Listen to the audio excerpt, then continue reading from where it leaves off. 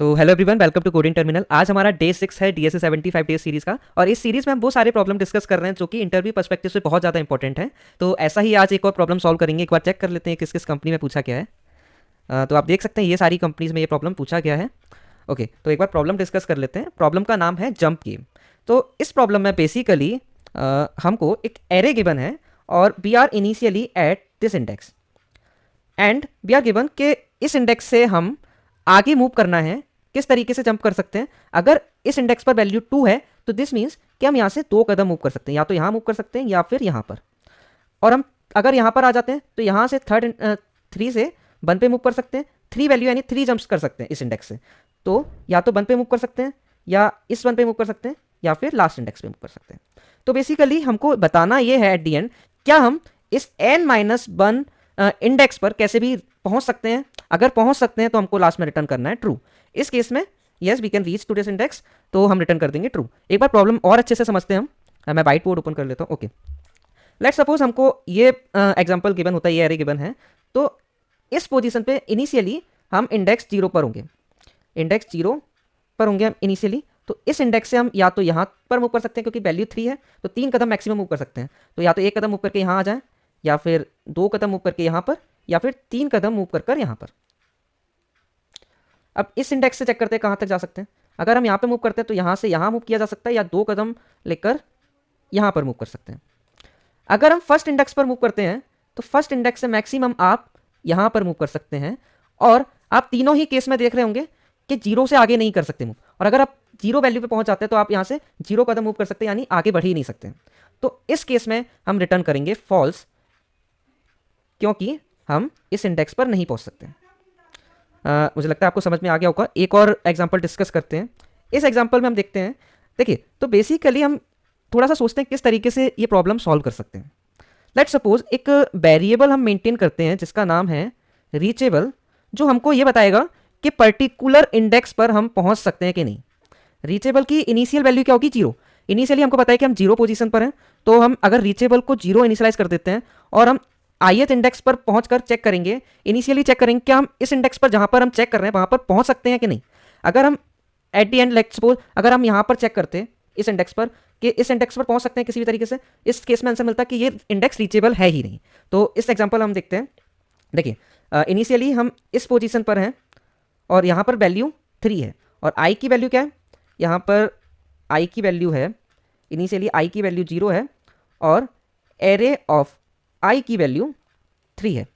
अगर हम पहले तो चेक करेंगे कि इस ith इंडेक्स पर पहुंच सकते कि नहीं। ये कैसे पता चलेगा? अगर रीचेबल की वैल्यू i से कम है, रीचेबल की वैल्यू i से कम है मतलब i की वैल्यू ज़्यादा है, तो जिस इंडेक्स पर हम आ गए हैं वहां पर पहुंच ही नहीं सकते, तो उस केस में हम फॉल्स रिटर्न कर देंगे। इनिशियली 0 है और i की वैल्यू भी 0 है, मतलब ये इंडेक्स रीचेबल है। तो हम अब रीचेबल को अपडेट कर देंगे। किस तरीके से अपडेट कर सकते हैं कि इस इंडेक्स से हम कहां तक जा सकते हैं? मैक्सिमम 3 कदम मूव कर सकते हैं। ये एक ग्रीडी एल्गोरिथम का प्रॉब्लम है। ग्रीडी एल्गोरिथम में हमको ग्रीडी होकर सोचना पड़ता है कि मैक्सिमम कहां पर पहुंचा जा सकता है। तो इस इंडेक्स से हम मैक्सिमम 3 कदम मूव कर सकते हैं। तो रीचेबल जो हमारा अपडेट होकर हो जाएगा, reachable will be i plus a of i is equal to 3। 0 है i और a ऑफ i 3 है, तो रीचेबल की वैल्यू अपडेट होकर 3 हो जाएगी। अब हम इस इंडेक्स पर जाकर मूव करके देखेंगे कि इस इंडेक्स पे हम पहुंच सकते हैं कि नहीं। रीचेबल की वैल्यू 3 है और इस इंडेक्स की वैल्यू है 1, तो yes we can reach to this point. अब हम चेक करेंगे इस पॉइंट से अगर हम यहाँ पर हैं, यहाँ से मैक्सिमम कहाँ पर पहुंच सकते हैं। इससे 4 कदम आगे जा सकते हैं, या तो यहाँ जा सकते हैं, या यहाँ, या फिर इसके भी आगे जाए। अगर एरे होता तो हम जा सकते थे। तो इस केस में रीचेबल अपडेट होकर हो जाएगा, रीचेबल इंडेक्स की वैल्यू हो जाएगी i की value i plus a of i, and i की वैल्यू जो है यहाँ पर 1 है। तो इस इंडेक्स पर 4 वैल्यू a ऑफ i कितनी हो जाएगी? 4 equal to 1 plus 4 equal to 5। अगर हमको किसी भी केस में रीचेबल अगर ग्रेटर और इक्वल टू n-1 मिल गया, and where n is equal to length of array, अगर n-1 इंडेक्स तक जा सकते हैं तो इसका मतलब यह है कि इस पोजीशन पे तो पहुंच ही सकते हैं। अगर ग्रेटर है तो भी इस पोजीशन पे इजीली पहुंच सकते हैं, इसके आगे जा सकते हैं। तो आप देख सकते हैं यहाँ से आप यहाँ जा सकते हैं, या फिर यहाँ जा सकते हैं, या फिर यहाँ जा सकते हैं। तो आप इस इंडेक्स पर तो पहुंच रहे हैं ना, तो इस केस में आप रिटर्न कर देंगे ट्रू। आई होप आपको अप्रोच भी क्लियर हो गया होगा किस तरीके से प्रॉब्लम सॉल्व करना है हमको। अब कोड करके देख लेते हैं किस तरीके से कोड कर सकते हैं। ओके, ठीक है, तो इनिशियली हम लेंथ ले लेते हैं सबसे पहले एरे का, int n equal to nums dot length. Okay, अब हम आइट्रेट करके इस एरे पे चेक करेंगे कि वो रीचेबल है कि नहीं। उससे पहले एक वेरिएबल बना लेते हैं, इंट रीचेबल। रीचेबल इनिशियली हम ओके, तो एक वेरिएबल बना लेते हैं रीचेबल, जिसकी इनिशियल वैल्यू हम लिख देंगे 0। ओके, एंड अब हम आइट्रेट करके देखेंगे फॉर कहाँ से, int i is equals to 0 से आई लेस देन n तक एंड आई प्लस प्लस। अगर सबसे पहले हमने चेक किया कि इस इंडेक्स पर जहाँ पर हम चेक कर रहे हैं उस पर रीचेबल है कि नहीं, अगर यहीं पर वो रीचेबल नहीं हुआ तो डायरेक्टली यहीं पे फॉल्स रिटर्न कर देंगे। Okay, if I is greater than reachable, अगर आई की वैल्यू रीचेबल से ज़्यादा है तो यहीं से हम रिटर्न कर देते हैं फॉल्स, कि हम अगर इसी इंडेक्स पर नहीं पहुंच पा रहे हैं किसी भी तरीके से तो आगे चेक करने की कोई ज़रूरत ही नहीं है। देन हम लोग चेक करते हैं एल्स। एल्स अगर रीचेबल की वैल्यू बड़ी है या ज़्यादा है तो रीचेबल की वैल्यू अपडेट करनी है। किस तरीके से करेंगे, reachable is equal to math dot maximum of reachable, अभी जो रीचेबल है वो, या फिर अभी इस इंडेक्स से जहां तक जा सकते हैं, इन दोनों में से मैक्सिमम वैल्यू ले लेंगे रीचेबल की। क्या हो जाएगी, आई प्लस अभी जो वैल्यू है वो हो जाएगी nums of i. Then at the end अगर पूरा एरे आइट्रेट अगर हो जाता है तो इसका मतलब ये है कि सारे ही इंडेक्स रीचेबल हैं, यानी लास्ट पोजीशन पे हम पहुंच सकते हैं। तो लास्ट में हम रिटर्न कर देंगे रिटर्न ट्रू। आई होप कि ये कोड चलना चाहिए क्योंकि कोई गलती मुझे नहीं लग रही है।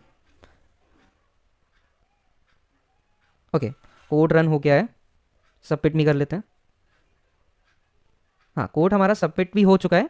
अब हम एक बार ड्राई रन करते हैं कि किस तरीके से ये कोड रन हो रहा है, किस तरीके से चल रहा है। ड्राई रन करना बहुत ज़रूरी है, तो एक बार करके देख लेते हैं। तो मैंने कोड यहाँ पे कॉपी कर लिया था, ठीक है।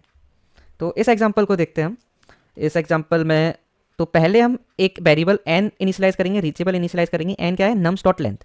n इज इक्वल्स टू हमारा हो जाएगा इस एरे का लेंथ, ये 1 2 3 4 5 6 एलिमेंट, तो n की वैल्यू हो जाएगी 6 और रीचेबल की वैल्यू हो जाएगी, reachable will be equal to 0, r से डोनेट कर रहा हूँ रीचेबल को। और i की वैल्यू जो फॉर लूप चलेगा, i की वैल्यू इनिशियली जो होगी i इज इक्वल्स टू 0। अब जब i इज इक्वल्स टू 0 होगा तो इस लूप के अंदर जाएगा, चेक करेगा कि i रीचेबल से बड़ा है। i रीचेबल की वैल्यू क्या है, r इज इक्वल टू 0, तो i रीचेबल से बड़ा नहीं है क्योंकि दोनों बराबर हैं। तो इस केस में एल्स वाला चलेगा, else reachable equal to math dot max. अब रीचेबल की वैल्यू अपडेट हो जाएगी। रीचेबल की वैल्यू क्या हो जाएगी, अभी रीचेबल की जो वैल्यू थी maximum of 0 comma I plus, यानी 0 plus nums of I. Nums of I यानी नम्स ऑफ 0 पे प्रेजेंट है 3, तो 3, तो इन दोनों का मैक्सिमम होता है 3, तो r की वैल्यू अपडेट होकर हो जाएगी 3। अब देखते हैं नेक्स्ट आइट्रेशन में i की वैल्यू अगर 0 हुई, सॉरी i की वैल्यू 1 होगी और i की वैल्यू क्या रीचेबल से ज़्यादा है, नहीं है, रीचेबल की वैल्यू तो 3 है, तो एल्स चलेगा फिर से। अब रीचेबल चेक करेगा, रीचेबल किन दोनों में से आएगा, अभी जो वैल्यू है 3, अब चेक करेगा इस इंडेक्स पे क्या वैल्यू है, इस इंडेक्स पे 2 पड़ा है और i की वैल्यू क्या है 1 प्लस 2, यानी कि 3 और 3 में से मैक्सिमम वैल्यू 3 ही रहेगी। तो अभी भी जो रीचेबल है उसकी वैल्यू 3 है, यानी 3 इंडेक्स पर रीच कर सकते हैं। अब r इक्वल टू 2 पर चेक करते हैं।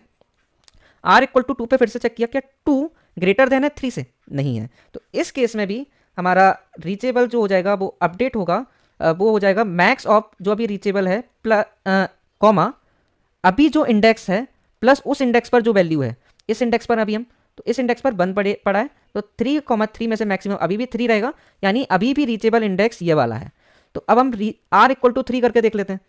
अब हम चेक करेंगे क्या इंडेक्स जो i equal to 3, sorry i is equals to 3, i is equals to 3 क्या रीचेबल से बड़ा है, अभी भी नहीं है, तो एल्स वाली कंडीशन चलेगी अभी भी। अब वो चेक करेगा, रीचेबल को अपडेट कर देगा, वो चेक करेगा दोनों में मैक्सिमम कौन है, अभी जो रीचेबल है कॉमा और जो रीचेबल होने वाला है, आई की वैल्यू 3 है, 3 प्लस इस पर क्या वैल्यू प्रेजेंट है, 0, तो 0 ऐड करके अभी भी वैल्यू 3 रहेगी।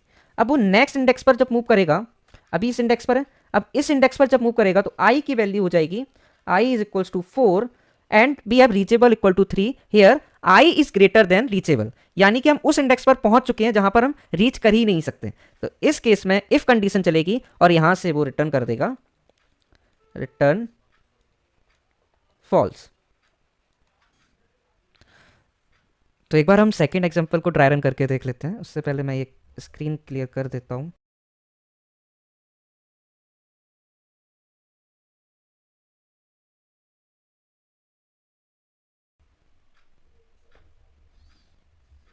ओके, तो इसको एक बार डिस्कस कर लेते हैं। तो इस केस में इनिशियली एन जो हो जाएगा हमारा एरे का लेंथ, जो कि इस केस में भी 5 है, और रीचेबल जो हो जाएगा, reachable is equals to initialize करेंगे 0 से, और अब हम इस लूप को चलाएंगे, आई इनिशियली 0 होगा।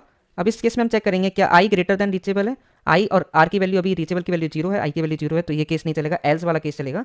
और रीचेबल जो है हमारा वो अपडेट हो जाएगा, अपडेट किस मैक्सिमम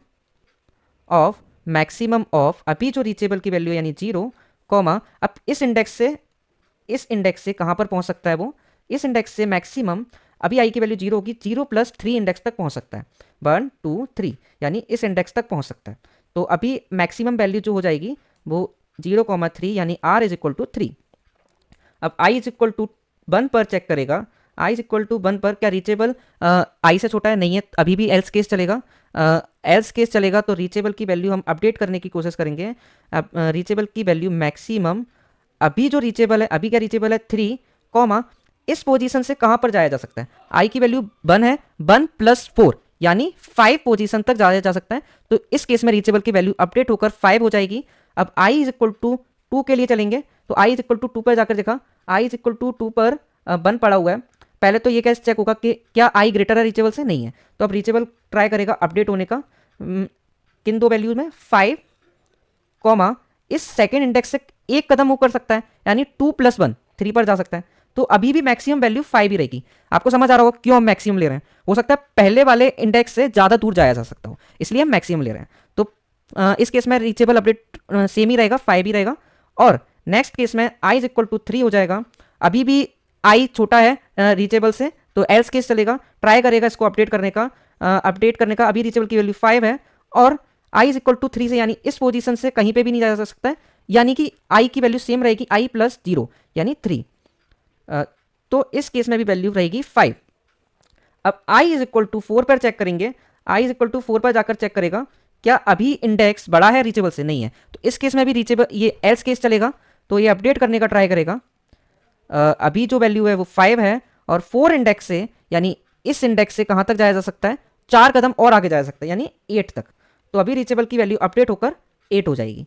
और जब भी i इज इक्वल टू 5 होगा, i इज इक्वल टू 5 हो गया, इसका मतलब यह है कि n के बराबर हो गया है, यानी n-1 तक पहुंच चुके हैं। अगर n-1 तक पहुंच चुके हैं तो इस लूप से बाहर आ जाएंगे, क्योंकि हमारा फॉर लूप जो चल रहा है i लेस देन n तक के लिए, और i की वैल्यू अगर 5 हो गई है तो n के बराबर हो गई है, तो इस लूप के बाहर निकल आएंगे और आखिरी में जाकर रिटर्न ट्रू कर देंगे। तो इस तरीके से ये पूरा कोड चल रहा है, तो मुझे लगता है आपको ये कोड समझ में आ गया होगा। तो मिलते हैं अगले वीडियो में, थैंक यू सो मच।